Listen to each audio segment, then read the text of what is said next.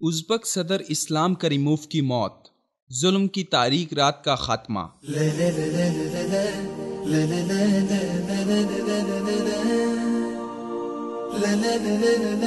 وسط ایشیا میں سب سے گنجان آبادی اور سیاسی قیدی رکھنے والے ملک ازبکستان کے 78 سالہ صدر اسلام کریموف وفات پا گئے۔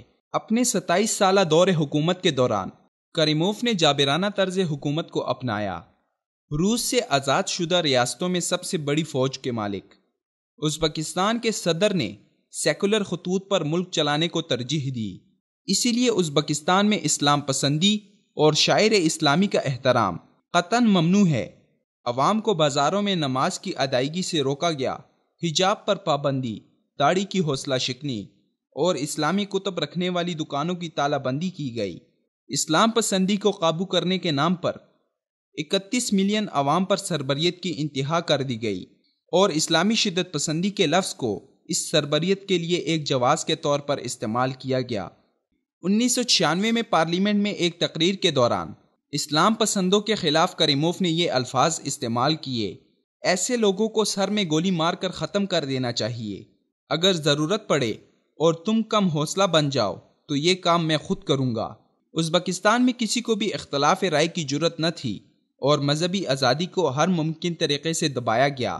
کریموف کے مظالم کی سب سے بھیانک مثال 2005 میں اندیجان میں دیکھنے میں آئی، جب 23 ازبک تاجروں پر اسلامی شدت پسندوں سے تعلقات کا الزام لگا کر انہیں گرفتار کیا گیا اور اس حکومتی جبر کے خلاف احتجاج زور پکڑ گیا اور عوام سڑکوں پر آ گئی۔ ایک دن ایک پرامن عوامی جلوس پر فوج نے فائر کھول دیا، جس کے نتیجے میں سینکڑوں افراد زندگی کی بازی ہار گئے، جن میں بچے اور عورتیں بھی شامل تھیں۔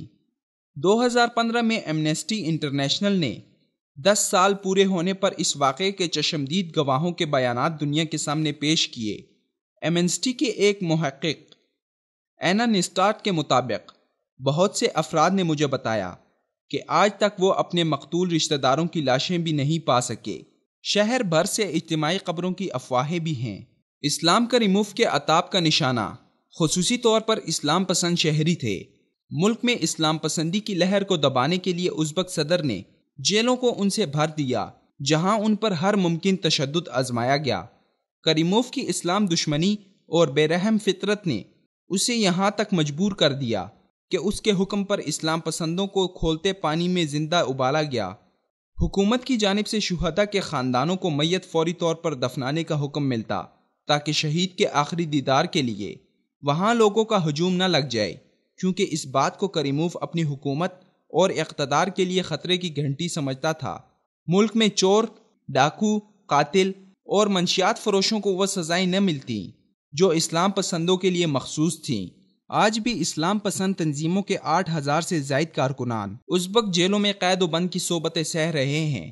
اسلام کریموف نے تمام ملک میں اپنے جاسوس پھیلا رکھے تھے اور حکومت مخالف تبصروں پر بھی سخت سزائیں دینے کا دستور تھا۔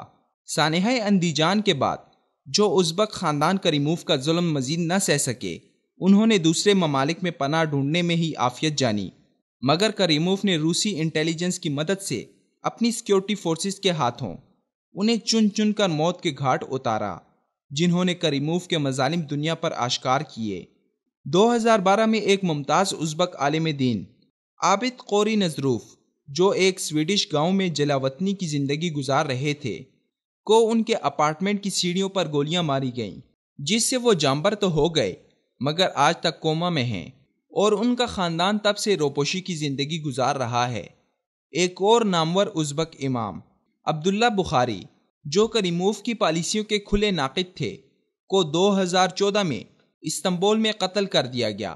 یہی وجہ ہے کہ اندیجان کے متاثرین جو بیرون ملک مقیم ہیں وہ خوف کے باعث خاموش رہنے پر مجبور ہیں۔ اسلام کریموف کے ریاستی ہتھ کنڈوں کو روس اور مغرب کی پشت پناہی حاصل تھی، جو کہ اسلامی شدت پسندی کے خلاف اسلام کریموف کو وسطی ایشیا میں ایک فصیل سمجھتے تھے۔ اسلام کریموف کی آمرانہ دور کو انسانی حقوق کی تنظیموں کی جانب سے بارہا تنقید کا سامنا کرنا پڑا، جسے کریموف نے اقتدار کے نشے میں چور ہو کر کبھی خاطر میں نہ لایا۔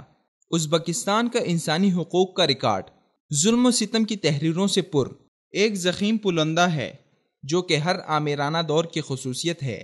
کریموف کے حکم پر سماجی کارکنوں، صحافیوں اور اپوزیشن کے ارکان کو بھی نہیں بخشا گیا، اور یہی وجہ ہے کہ آج اس ظالم و جابر شخص کی موت پر ہر کوئی خوشی کا اظہار کر رہا ہے۔